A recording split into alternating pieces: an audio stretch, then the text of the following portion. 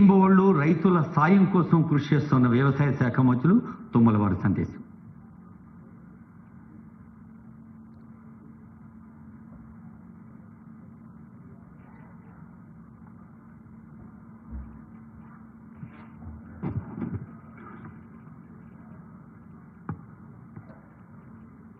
ఈనాడు తెలంగాణ రాష్ట్ర వ్యాప్తంగా అన్ని మండలాల్లో లక్షలాది మంది రైతుల యొక్క సమక్షంలో ఈనాడు వ్యవసాయ విశ్వవిద్యాలయ ప్రాంగణం నుంచి ఈ రాష్ట్ర ముఖ్యమంత్రి రేవంత్ రెడ్డి గారి యొక్క స్వర్ణ హస్తాలతోటి 1600 రైతు వేదికల్లో ఉన్నటువంటి రైతాంగానికి వాటిని ప్రారంభిస్తూ రైతే రాజును చేయాలనే సంకల్పంతో వచ్చినటువంటి కాంగ్రెస్ ప్రభుత్వం ఇందిరమ్మ రాజ్యంలో ప్రజారాజ్యంలో ప్రజాపాలన చేస్తూ రేవంత్ రెడ్డి గారు సంవత్సరాల కాలంలో పార్లమెంట్ ఎన్నికలకి ఒక 4-5 నెలల కాలం సమసిపోయినా ఒకే సంవత్సర కాలంలో ఈ రాష్ట్ర రైతాంగానికి 70,000 కోట్ల రూపాయలు ఖర్చు చేసినటువంటి ఏకైక ప్రభుత్వం భారతదేశంలో రేవంత్ రెడ్డి గారి ప్రభుత్వం అని చెప్పి రాష్ట్ర రైతాంగానికి దేశానికి కూడా విజ్ఞప్తి చేయదలుచుకుంది. ఇంకొక ముఖ్యమంత్రి అయితే ఆ యొక్క భారాన్ని మొయ్యలేనని చెప్పి గతంలో మాదిరిగా పక్కన పడేసే అవకాశాలు ఉండే. కానీ మొండి మనిషి నాకు చిన్న వయసులోనే ఈ రాష్ట్ర రైతాంగం రాష్ట్ర ప్రజలు నాకు ఈ అవకాశం ఇచ్చారు కాబట్టి కష్టాలున్నా ఇబ్బందులున్నా నా రైతాంగాన్ని నేను ఆదుకొని ఈ దేశాన్ని ఈ రాష్ట్రానికి మార్గదర్శకంగా ఉండాలనే కోరికతోటి రైతు రుణమాఫీ అనేటటువంటి బృహత్తర పథకం ఒకప్పుడు మన్మోహన్ సింగ్ గారు రాజశేఖర రెడ్డి గారి ఆధ్వర్యంలో కేవలం దేశాన్ని మొత్తానికి 70,000 కోట్లు ఇస్తే మన ముఖ్యమంత్రి రైతాంగ ముఖ్యమంత్రి రైతుల కోసం 21,000 కోట్లు ఒకే పంట కాలంలో ఇచ్చినటువంటి ఏకైక ముఖ్యమంత్రి రేవంత్ రెడ్డి గారు అని చెప్పి ఈ సందర్భంగా మనం చేస్తున్నాం. 25 లక్షల మంది రైతులకి అన్నమాట ప్రకారం రుణ విముక్తులను చేసి రైతును రాజును చేసినటువంటి వ్యక్తి రేవంత్ రెడ్డి గారు. అదే కాదు అనేక రైతాంగ సమస్యలకి ఆలవాలమైనటువంటి ఈ రాష్ట్రానికి ఒక్కొక్కటి సరిదిద్దుకుంటూనే అన్ని రంగాల్లో రైతుని ఎట్టి పరిస్థితుల్లో కష్టపెట్టకుండా మనం నిలపాలని గత ప్రభుత్వంలో రానటువంటి రైతు బంధువులు కూడా అన్న మనమైనా సరే దాన్ని పూర్తి చేయాలని చెప్పి 7,625 కోట్లు ఒకే ఒక గంటలో వేసినటువంటి ముఖ్యమంత్రి రేవంత్ రెడ్డి గారు అని చెప్పి కూడా మీకు ఈ సందర్భంగా మనం చేస్తున్నాం. ఈ రకంగా 33,000-36,000 కోట్లు సుమారు రైతులకు నేరుగా రైతుల జేబుల్లో పెట్టి రైతాంగాన్ని నిలబెట్టారు. అందుకని ఈ సంవత్సరం భారతదేశంలో వరి ధాన్యాన్ని పండించినటువంటి రైతు ఎవరు అనంటే తెలంగాణ రైతు రేవంత్ రెడ్డి గారి ప్రభుత్వం అని చెప్పి సగర్వంగా చెప్పుకునే దశ ఈరోజు కేంద్ర ప్రభుత్వానికి కూడా వచ్చింది.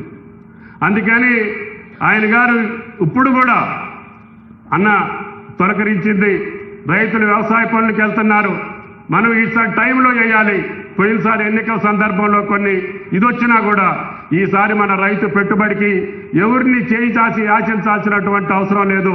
కాబట్టి ఇబ్బంది అయినా ఆర్థిక మంత్రి గారిని ఒప్పించి మంత్రివర్గాన్ని ఒప్పించి సిఎస్ గారిని ఇబ్బంది పెట్టి ఈరోజే మనం రైతుల ఖాతాల్లో డబ్బులు వేస్తే తప్ప బాగోదు అని చెప్పి పట్టుబట్టి ఇన్ని లక్షల మంది రైతుల సమక్షంలో ఈరోజు ఈ బృహత్తర కార్యక్రమం భారతదేశానికే ఆదర్శంగా నిలవాలని నేను చేసే ప్రతి కార్యక్రమం ఈ యొక్క దేశానికి మార్గదర్శకంగా ఉండాలని కోరుకునేటటువంటి ముఖ్యమంత్రి ఈ దేశానికి తెలంగాణ లాంటి పరిపాలన కావాలని కోరుకునేటటువంటి దశ ఇప్పుడు దాపురించింది. అందుకనే చుట్టుపక్కల రాష్ట్రాలన్నీ కూడా తెలంగాణ పాలన కావాలి రేవంత్ రెడ్డి గారి పథకాలు మాకు కావాలని చెప్పుకునే స్థితికి ఈనాడు పక్క రాష్ట్రాలు వచ్చినాయి. మనకి పక్క రాష్ట్రాలతోటి పోటీ కాదు కానీ మన చూసి పక్క రాష్ట్రాలు అమలు చేసే స్థితికి ఒక్క సంవత్సరంలోనే ప్రజా ముఖ్యమంత్రి రేవంత్ రెడ్డి గారు తీసుకొచ్చారంటే అది మనకి గర్వకారణం అని చెప్పి కూడా మీకు ఈ సందర్భంగా మనం చేస్తున్నాం. కాబట్టి దయచేసి మొన్న ఎన్నికల్లో గ్రామీణ తెలంగాణ మొత్తం ఏకమై కాంగ్రెస్ పార్టీని ఇందిరమ్మ రాజ్యాన్ని రేవంత్ రెడ్డి గారిని ఏ రకంగా ముఖ్యమంత్రి చేసుకోగలిగామో భవిష్యత్తులో కూడా ఈ పథకాలన్నీ మీకు ఏదైతే మాట ఇచ్చామో ఆ మాట ప్రకారంగా అన్ని పథకాలని అమలు చేసుకుంటూ రైతాంగానికి కావలసినటువంటి అవసరాలు ఇబ్బంది అయినా సరే తీర్చి మిమ్మల్ని రాజును చేసేటటువంటి బాధ్యత రేవంత్ రెడ్డి గారి ప్రభుత్వం తీసుకుంది. కాబట్టి దయచేసి రాష్ట్ర ప్రజానీకం ఆలోచన చేయాలి. అన్నిటికీ ఇందాక సీతక్క గారు చెప్పినట్లుగా కాంగ్రెస్ పార్టీయే అంబాసిడర్. అది ఉచిత విద్యుత్ ఇచ్చిందా, నీటిపారుదల ప్రాజెక్టుల నిర్మాణం చేసిందా, లేదు రైతుకి రుణమాఫీ చేసిందా, ప్రతి కార్యక్రమానికి కూడా కాంగ్రెస్ పార్టీయే మనకి బెంచ్ మార్క్గా ఉంది. కాబట్టి ఆ వారసత్వాన్ని పుడికిపుచ్చుకొని ఇంకా కొన్ని పథకాలను అమలు చేసి ఈ రాష్ట్ర రైతాంగాన్ని నిలబెట్టి భవిష్యత్తులో ఈ యొక్క వ్యవసాయంలో తెలంగాణను చూసి భారతదేశం నేర్చుకునేటట్టుగా ఏర్పాట్లు చేసేదానికి ఆయన అన్ని రకాల సహాయ సహకారాలు మా శాఖకి ఇచ్చారు అని చెప్పి కూడా మీకు ఈ సందర్భంగా మనం చేస్తున్నాం. ఈ యొక్క ప్రజాప్రభుత్వంలో మా మంత్రులందరికీ కూడా మీ యొక్క శాఖల్లో మీరు ఏ రకంగా అయితే రైతాంగానికి కానీ మీ శాఖల్లో ఏం మేలు చేయగలుగుతారో మీరు ఆలోచించి నాకు చెప్పండి. నాకున్నటువంటి వెసులుబాటు ప్రకారం నేను అన్ని శాఖలకి న్యాయం చేసే అవకాశం ఉంటుంది. కాబట్టి మంత్రివర్గానికి స్వేచ్ఛనిచ్చినటువంటి ముఖ్యమంత్రి, మా యొక్క ఆలోచనలకి మా యొక్క మాటలకి విలువ ఇచ్చేటటువంటి ముఖ్యమంత్రి, ప్రజా అవసరాలకు తగ్గట్టుగా పరిపాలన కావాలని కోరుకునేటటువంటి ముఖ్యమంత్రికి మనందరం అండదండలుగా ఉండాల్సినటువంటి అవసరం ఉంది. అందుకనే ముఖ్యమంత్రి ఈ యొక్క వేదిక మీద మీరు చూశారు. ఈ యొక్క కార్యక్రమానికి ఇంతమంది మంత్రులతోటి ఒక కార్యక్రమాన్ని ప్రారంభించినటువంటి చరిత్ర భారతదేశంలో ఇదే మొదటిది. ఎందుకంటే రేవంత్ రెడ్డి గారి ప్రభుత్వం రైతుల పట్ల ఉన్నటువంటి కాంక్ష, కోరిక, పట్టుదల, వాళ్ళ మీద ఉన్నటువంటి ప్రేమ ఈ యొక్క కార్యక్రమం ద్వారా మీకు విదితం అవుతుంది. అందుకనే సంపూర్ణ మంత్రివర్గాన్ని కూర్చోబెట్టుకొని ఈరోజు ఈ కార్యక్రమాన్ని తీసుకొచ్చారంటే రైతాంగం పట్ల, వ్యవసాయం పట్ల ఈ ప్రభుత్వానికి ముఖ్యమంత్రి గారికి ఉన్నటువంటి ఆకాంక్షని, పట్టుదలని ఈ యొక్క రాష్ట్ర ప్రజానీకం గమనించుకోవాలి. మిగిలిన కార్యక్రమాలన్నింటిలో కూడా నెంబర్ 1గా వెళ్ళబోతున్నాం. మిగతా శాఖల గురించి ఇప్పుడు చెప్పాల్సినటువంటి అవసరం లేదు.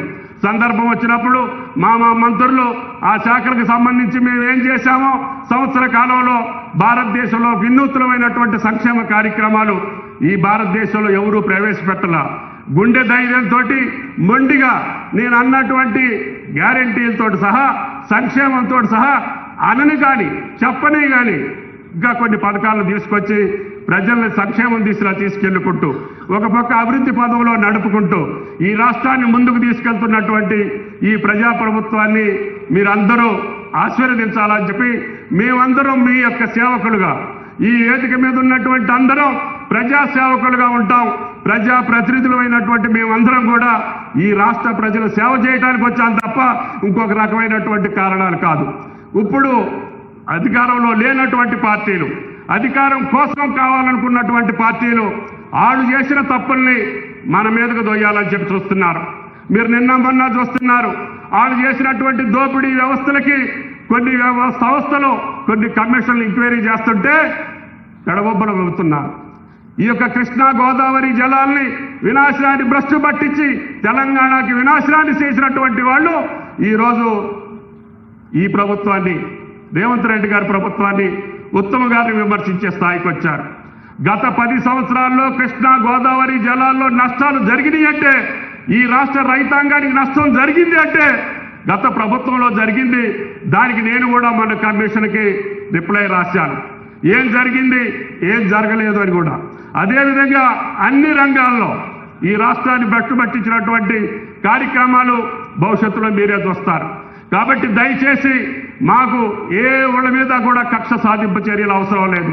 మమ్మల్ని ఎన్నుకున్నటువంటి ప్రజల యొక్క సేవ చేసి ఆడతోటి శభాష్ అనిపించుకోవడం తప్ప ఈ రేవంత్ రెడ్డి గారి ప్రభుత్వానికి ఇంకొక కోరిక లేదు అని చెప్పి కూడా మీకు ఈ సందర్భంగా మనం చేస్తున్నాం.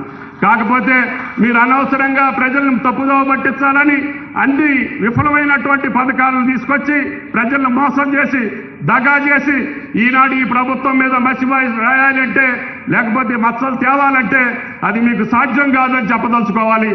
ప్రతి ఒక్క కార్యకర్త, ప్రతి ఒక్క రైతు, ప్రతి ఒక్క ప్రజాప్రతినిధి ఈ ప్రభుత్వం చేసేటటువంటి మంచి కార్యక్రమాలను సమర్థిస్తూనే, గతంలో చేసినటువంటి అన్యాయాన్ని ఖండిస్తూనే చీల్చి చెండాల్సినటువంటి అవసరం ఈ రోజు తెలంగాణ రైతాంగానికి, ప్రజలకు ఉంది అని చెప్పి మీకు ఈ సందర్భంగా మనం చేస్తున్నాం.